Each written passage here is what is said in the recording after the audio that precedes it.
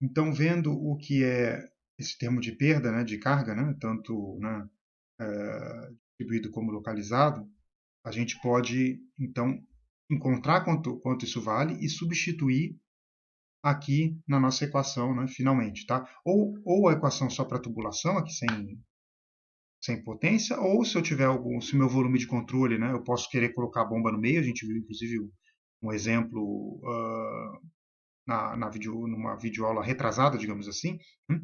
Eu posso substituir aqui direto, né? Mas eu preciso achar esse termo, e de preferência, se ele for função de um desses aqui, melhor ainda, né? A gente vai ver que é função da velocidade ao quadrado, tá? Mas se for função de um desses aí, melhor ainda, né? Então, quando a gente pega a perda distribuída, a aula retrasada a gente fez isso, né? Balanço de força, comparei, né, do balanço de força eu tirei isso aqui, né?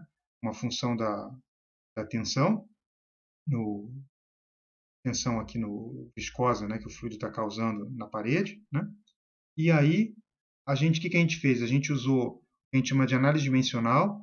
Então, a gente vai voltar nisso aqui no capítulo seguinte, tá? Aqui a gente tem que falar um pouco disso antes de ter visto o que é análise dimensional, infelizmente. A gente vai falar de análise dimensional, a gente volta aqui. Mas o que a gente faz na análise dimensional? A gente tira a dimensão, né? Então, nenhum desses termos aqui tem dimensão, né? Então, a gente pega aqui uma tensão sem dimensão, rho v ao quadrado tem dimensão de tensão e 2 é constante, tá? Isso aqui é uma coisa que a gente chama de número de Reynolds, a gente vai falar disso um pouco mais para frente.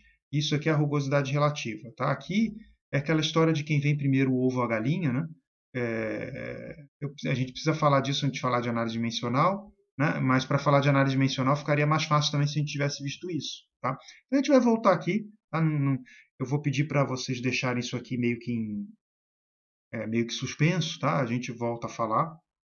Mas, por enquanto, aceitem isso que eu estou falando, tá? Isso aqui vai me ser uma tensão sem dimensão, é a função de um número sem dimensão que se chama número de Reynolds, e função da rugosidade relativa. Quando eu falo sem dimensão, né, o que eu estou querendo dizer? Né? Então, por exemplo, o tal tem dimensão de Newton por metro quadrado, né, uma tensão. Isso aqui tem dimensão de Newton por metro quadrado. Então, essa fração tem dimensão de nada. Ela não tem unidade. Né? E o mesmo vale para o que está aqui dentro. Tá? Então, quando a gente pensa em determinar o h, a gente faz essa equação sem dimensão. Eu posso colocar aqui 2 ou 8, normalmente para escoamento interno a gente põe um 8, e tal sobre rho v ao quadrado dividido por 8, isso dá para a gente o que a gente chama de fator de atrito de Darcy. Ele é 4 vezes esse daqui, né? Esse daqui a gente usa escoamento externo, vamos falar por enquanto disso daqui. E isso aqui a gente chama de fator de atrito de Darcy, né? E não tem dimensão, é uma tensão sem dimensão. Né? E quando a gente faz isso e compara, eu comparo esse termo aqui, ó, isso que a gente acabou de calcular via essa equação aqui, e eu comparo com o que a gente obteve aqui, ó, do balanço de força, a gente consegue escrever então o nosso H, estou comparando esses dois, né? Consegue escrever o nosso H como um F, L sobre D, V ao quadrado sobre 2G. E isso aqui tem dimensão de comprimento. Tá? Isso aqui não tem dimensão, isso aqui tem dimensão de comprimento. Eu combino os dois, ó, via o tal. Se vocês fizerem isso aí no caderno, vocês vão ver que a gente cai nesse termo aqui. Então, essa aqui é a perda distribuída. Né? É a perda distribuída. Falta a perda localizada. Né? E em essa perda distribuída, né, a gente acabou de ver, né? Sai aqui, né, eu pego um tubo, seção constante, faço um balanço de força aqui num elemento infinitesimal, né? E aí a gente cai nessa parte aqui para perda distribuída. Falta agora eu somar com a perda localizada. Tá? Então, eu vou falando de perda distribuída e perda localizada. Deixa eu tentar colocar aqui o caderno. Então, como é que a gente pode entender isso aí? Então, imagino, por exemplo, que eu tenho um sistema de bombeamento, né? Estou colocando aqui uma bomba, né? Consigo quadrar um pouco melhor. Aí eu vou ver daqui para frente, por exemplo. Aí eu tenho aqui por exemplo, um trecho horizontal aqui, né? Mais ou menos horizontal. E aí, isso aqui tudo eu vou ter perda distribuída aqui dentro. E aí, de repente, eu faço aqui, ó, preciso trazer isso aqui para uma cota mais alta. Eu ponho um cotovelo, né? Os sistemas são assim, né? E aí eu estou trazendo isso para uma caixa d'água, para um nível mais alto, mas ela está um pouco distante. Eu tenho um outro cotovelo. Né? E aí, o que eu preciso ter normalmente também? Eu preciso ter algum dispositivo de regulagem, uma válvula. Então, a gente costuma representar assim a válvula. O que é uma válvula? Uma válvula é um dispositivo no qual eu tenho a válvula mais simples, né? Por exemplo, eu tenho como se fosse aqui um parafuso, né? Uma rosca, e isso aqui entra e sai, né? E cria uma restrição maior ou menor, né? Para fechar, abrir o escoamento e também para regular, né? Ele cria uma restrição parcial. Então, uma válvula, né? Se a gente olhar, eu vou desenhar uma bem simples aqui, ó. Ela seria alguma coisa. Seria alguma coisa que faria isso aqui, ó, a parte de cima do tubo, né? Do coisa que eu teria como se fosse, a gente pode pensar assim, ó, a parede do tubo como se fosse tivesse um rosqueamento, né? E minha válvula fosse alguma coisa assim, ó, uma rosca, uma manopla aqui para a gente poder pegar e girar, né? E o parafuso ele entra ou sai. E aqui uma espécie de seção, né? Que coincide com a seção do tubo, né? Como se o tubo é circular, isso aqui é como se fosse um disco, tá vendo? Então eu vou descendo e subindo isso aqui e eu crio uma restrição parcial. Então meu escoamento é assim que a gente regula, né? Ele vai fazer alguma coisa assim, ó. Então, vocês já abriram uma válvula em casa, né, para trocar, né, uma torneira e tal, vocês já viram que é mais ou menos assim que funciona. Geometria nem sempre é tão simples como eu desenhei, né? Eu desenhei assim para ficar simples, né, a gente poder enxergar, né? Então isso aqui é mais ou menos uma válvula. Então ela está criando uma dificuldade de passagem. Logo, a gente pode imaginar que ela cria uma irreversibilidade muito maior que o tubo em si, porque o tubo é só o atrito viscoso. Depois aqui é a mesma coisa, ó. O cotovelo ele vai fazer alguma coisa assim, né? E o que ele está fazendo? Ele está dificultando, na verdade, o objetivo aqui não é dificultar a passagem, o objetivo é mudar a direção, mas ele dificulta o escoamento do meu fluido, né? Ele está vindo para cá, ele tem que mudar a direção dele aqui assim. Isso dificulta também a passagem, né? Então, o que eu estou querendo dizer aqui?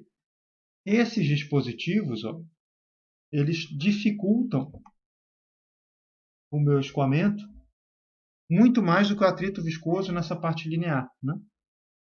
E aí eu venho aqui, por exemplo, e vou cair aqui numa caixa d'água, aqui em cima. E aí eu tenho uma outra expansão aqui, ó. Eu tenho uma outra expansão aqui que também me dificulta. Então, se eu olhar isso aqui, essa expansão, ele também dificulta, né? Se eu tiver alguma coisa assim, né? Ele dificulta também o escoamento, porque ele vai fazer isso aqui, ó. E ele cria o que a gente chama de recirculação, né? Isso aqui me causa perda, tá? Então vem mais um aqui, ó. Então esses caras são as perdas localizadas. E se eu somar esses trechos retos, eles são as perdas distribuídas. Então isso que a gente acabou de ver, essa fórmula, está aí embaixo, ó, essa fórmula para HF, depende do F, né? Essa fórmula aqui, ó, ela, né, ela vale para perda distribuída. Ou seja, onde é que ela vale? Ela vale aqui dentro, ó, vale aqui dentro desses trechos retos aqui, né? Normalmente, se o trecho for o mesmo, né? E tiver, por exemplo, o mesmo diâmetro do tubo, a gente pode até somar. A gente calcula, ela vai ser função do comprimento, né? A gente calcula o F, soma os L's, né? Divide pelo D, que é o D do tubo, soma, né? E a gente vai ter, então, né? Isso que está embaixo, tá? Essa equação do HF, né? Então, depende de L sobre D, né? Opa, desculpa, aqui, isso que está embaixo, né? Eu não vi que eu não tinha mudado a transparência, desculpa. Mas é isso que está aqui, ó. Então vai depender do L e do diâmetro do tubo, velocidade ao quadrado, tá vendo? E esse F a gente já vai ver como é que a gente acha ele num que a gente chama de diagrama de Moody, tá? Então esse F a gente tinha visto, ó, ele é função do número de Reynolds.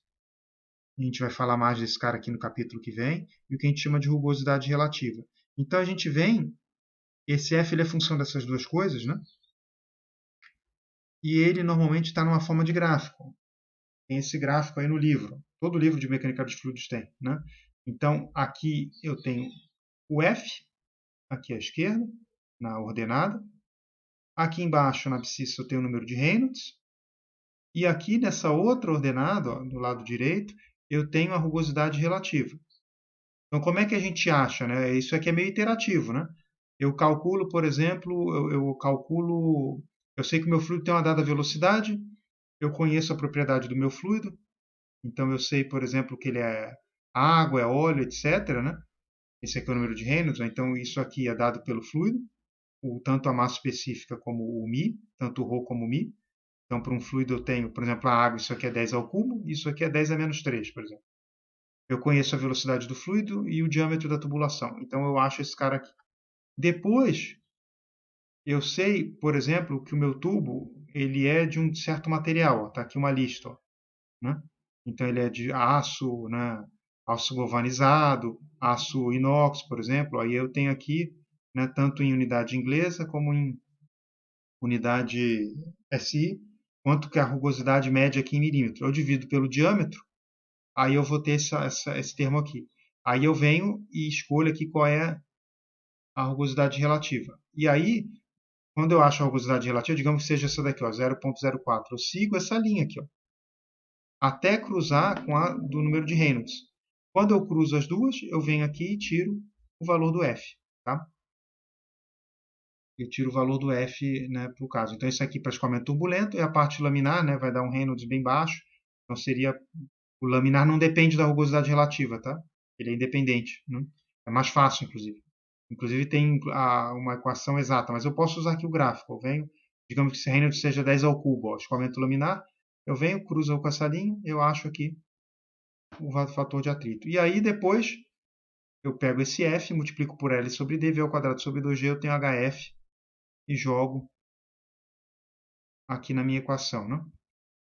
Opa, por exemplo, aqui, ó. Então, nesse caso aqui, né? Ou nesse aqui, ó, eu não tenho perda distribuída, né? Então, meu HF, meu HF é igual a HL. Eu jogo ele direto aqui. Né? E aí eu tiro o ΔP, ó. Que está aqui. Eu pego a diferença de cota e eu já achei esse cara aqui agora. Então, ele vai depender do quê? Do tipo de tubo, tá vendo? E do número de Reynolds. E quando eu venho aqui, ó, meu HF para perda distribuída depende, né? Desse F aqui. E esse F depende do número de Reynolds e depende da rugosidade relativa, ou seja, do tipo de tubo que eu estou usando, está listado aqui, ó. Então, se essa transparência, se isso não estiver aparecendo bem no vídeo, vocês abram aí o material que está no site da disciplina, né, e olha, porque a qualidade está boa na transparência, né? Então, a gente tem aqui o material, vai me dar uma rugosidade, então depende da rugosidade do material e do número de Reynolds, né, que depende basicamente da velocidade do escoamento, da propriedade do fluido e do diâmetro do tubo. Eu tiro o F e aí eu tiro o HF. Eu matei, né, matei por esse lado aí. Né? Agora, eu preciso saber, né, o que acontece se eu tiver alguma restrição. Né? Então, se eu tiver na tubulação, o meu problema, alguma coisa desse tipo aí, né? Um cotovelo, uma válvula, um cotovelo, expansão e etc. Então, nesse caso, é muito mais brusco, né? O nosso, a nossa perda, o nosso H, né? A nossa perda de carga. A gente chama aqui de perda distribuída. Então, a gente achou por enquanto isso aqui. A gente viu que calcula dessa forma. E depois, para cada perda localizada, como é que a gente faz? Então, para perda localizada, a gente vai se valer do mesmo tipo de relação. Para perda distribuída, a gente viu que eu tenho aqui um fator de atrito, alguma coisa que depende do comprimento dividido pelo diâmetro do tubo, né? E é uma função da velocidade ao quadrado. Então, o que a gente faz para perda distribuída? A gente faz parecido.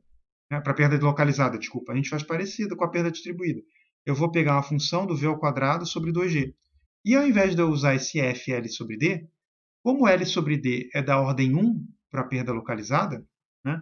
Por que da ordem 1? Né? Por que quem está dizendo da ordem 1?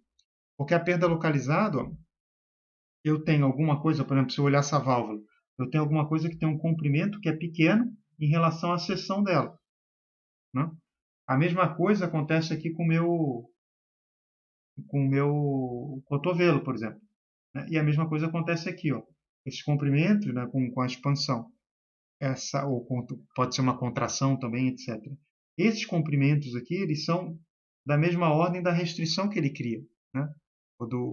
Aqui no caso é um raio que está me dificultando o escoamento, né?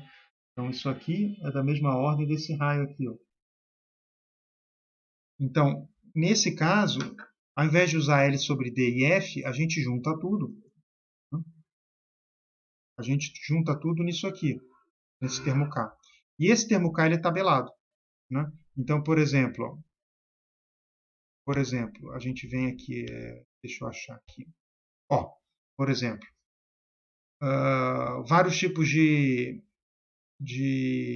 entrada com canto vivo. Tá vendo? Entrada, restrição aqui na entrada num dado sistema, como se fosse uma compressão, tá vendo? Então eu posso ter canto vivo, eu posso ser levemente arredondado, bem arredondado, tá vendo? E o valor, conforme eu arredondo, ó, conforme eu torno menos brusca aqui essa entrada, o meu valor do K vai diminuindo, né? Ou seja, se eu pensar aqui, ó, a perda localizada, quanto menor o K, menor a perda, né? Porque para uma mesma velocidade, né? E quanto maior, maior a perda. Então faz sentido, né? Isso está tabelado, né? Mas faz sentido. Quanto mais brusco for essa entrada aqui, pior, né? E piora o meu, né?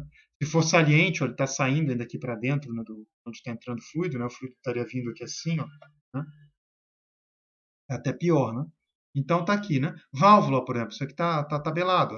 Tem vários livros, né? Isso aqui eu peguei de outro livro, né? Eu nem lembro qual é, mas eu peguei de outro livro. Então, ó, tipo de válvula, né? Válvula globo de porta, né? E aí se ela está totalmente aberta, ó, o K ele tem um dado valor, e se eu vou fechando, ó, o K vai aumentando. Ó, uma válvula 75% fechada, ó, e se for uma válvula de porta, ó, o meu K é 70, tá vendo? É um valor muito alto, né? A válvula globo ela cria uma restrição menor, então aqui ó, entre 6 e 8, né?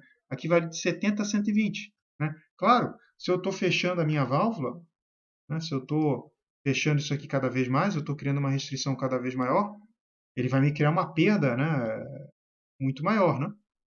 Então, vai me dar algo, né, que é, né, muito maior, né? Certo? O que mais? Ó, contração, expansão, né, que está em forma de gráfico, né? Se eu tenho uma contração, então uma contração vai depender, né, uma expansão depende dessa razão, né, da seção entre entrada e saída, né? Então, por exemplo, a contração eu vou usar isso aqui, ó, né? Então, quanto mais diferente for essa razão, né, entre o dA dividido pelo dB, ó, né? Quanto menor for o dA em relação a dB, mais abrupto é a minha contração. Então, eu vou ter um K maior. E aqui é a mesma coisa para a expansão. Né? E por aí vai. Tá? De forma que, quando eu for usar agora a equação, eu posso voltar aqui a minha equação para a tubulação. Ó, energia mecânica na entrada, energia mecânica na saída. Então, a entrada menos a saída tem que balancear com a minha perda de carga. Essa minha perda de carga ela vai ter uma parte distribuída, que é mais suave, e uma parte localizada que é mais abrupta. Então, eu somo todas as perdas que eu tenho. E aí eu acho e substituo aqui na equação. Né? Ou seja, né, se eu fosse usar aqui esse sisteminha que eu distribuí, que eu desenhei, eu pego aqui, eu calculo a perda distribuída, calculo o meu HF, e depois eu somo com, aqui no caso eu tenho 4, 1, 2, 3, 4. Né? Se o meu volume de controle for isso aqui, por exemplo. Né? Se eu pegar um volume de controle assim, ó, claro, eu tenho sempre que definir quem é o meu volume de controle. Se eu pegar isso que eu estou pondo em pontilhado aqui, assim, mais ou menos, né? Então eu vou ter uma perda aqui, localizada, outra, outra, outra. Essas 4 perdas, né? Elas estão nesse somatório aqui, né? Nesse somatório aqui. Né? Então a perda distribuída está aqui, perda localizada. Então esse esqueminha que eu fiz aqui, esse fluxograma, né? Ele deixa já bem simples o que a gente vai fazer, né? E aí eu substituo tudo isso na equação e aí eu acho o que eu quero. Né? E aí eu tiro a minha variação de energia, né, mecânica real, né, que eu preciso para vencer, né, tudo isso aí, não só a diferença de cota, mas tudo quanto é a irreversibilidade do meu problema. Tá?